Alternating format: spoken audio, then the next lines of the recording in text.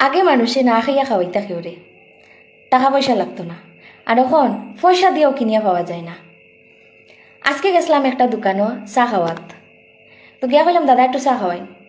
তো আমরা কইলা যে চা 5 টাকা 10 টাকা না 20 টাকা। তো শুনিয়া খুব হাসি লাগলো। আমি কইলাম চার ওখানোলা দাম আসেনি, ঘরে তো আমরা অনবরত চা বানাই আর দোকানও চা খাইতেও তো দাম নেই। আচ্ছা, তো মনে করছি কিবা 10 টাকা 20 টাকার কাপ ইটা বহুত বড় বড়। তো আমরা কইছি ও তো চাও তো বালা পাই না, মানে খাইতাম আর কি গুম গুম করে। তো কইছি ছোটো 1 কাপ চা দেও। তো দিছেন ছোটো কাপ চা, ঠিক অত বড় কাপ। তো জিগাইলাম দাদা এই কাপের দাম কত? কইছেন এই কাপের দাম হইল গিয়া 5 টাকা। তো চা খাইলাম নিনা ফলিও খাইলাম, সত্যি জানি না ছোটো থাকতে 2-1টা ফলিও বোধহয় মিস হয়ে গেছিল। আজকে গিয়া ফলিওর কোর্স কমপ্লিট করছি।